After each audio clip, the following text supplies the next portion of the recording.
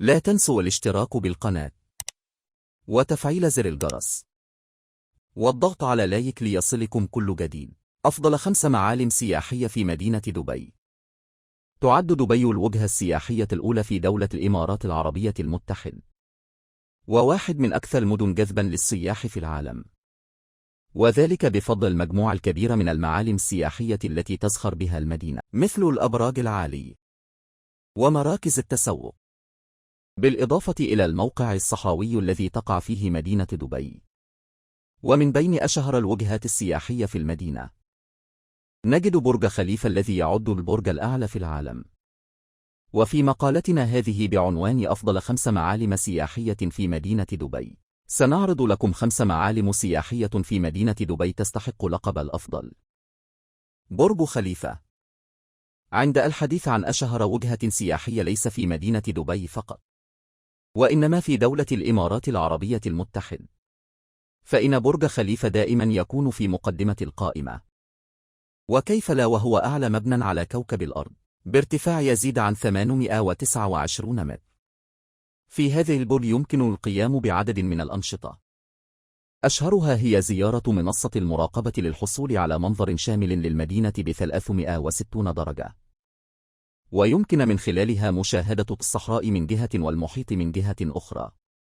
كما أن محيط المبنى مليء بالحدائق الجميلة، منها نافورة تعد الأطول في العالم على غرار نافورة بيلاجيو في لاس فيغاس.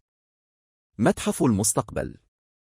يعد متحف المستقبل وجهة دائمة لاستعراض مستقبل العالم، وسيتم تعزيز وتغذية محتوى المتحف ومعروضاته بشكل مستدام بأحدث الإنجازات التقنية وآخر الاكتشافات العلمية، بما يحافظ على ديناميكيته وحيويته.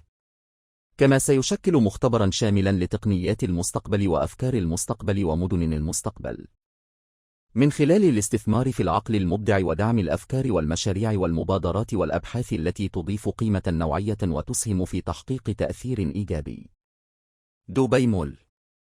دبي مول هو المركز التجاري الرئيسي في مدينة دبي، وبالإضافة إلى التسوق، فإن هذا المركز يعد مواقع للقيام بعدد من الأنشطة، بما في ذلك التزلج على الجليد في حلبة مخصصة تتواجد في داخل المركز، كما أنه يستضيف العديد من الأحداث، أشهرها مهرجان دبي للتسوق السنوي. خور دبي. خور دبي يعتبر من أهم أماكن السياحة في دبي، حيث إنه لسان بحري يشبه النهر يقسم مدينة دبي إلى شقيها الأساسيين، ديرة وبر دبي.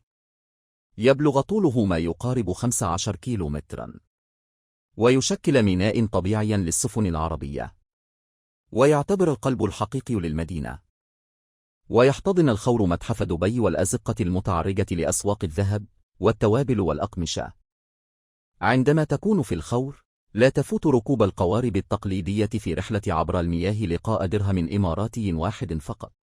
إنه المعلم السياحي الأرخص ثمنا والأفضل قيمة على الإطلاق. برواز دبي.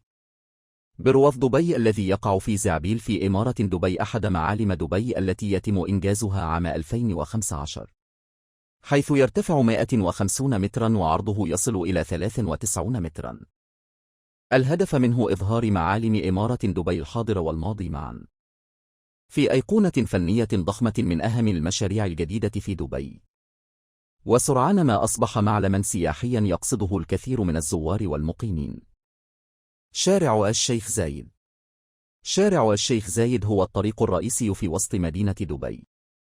يتكون هذا الطريق من 8 حواف، ويعد واحد من أفضل الوجهات في المدينة لعدة أسباب، أهمها أن الطريق تمر من العديد من المعالم السياحية في مدينة دبي،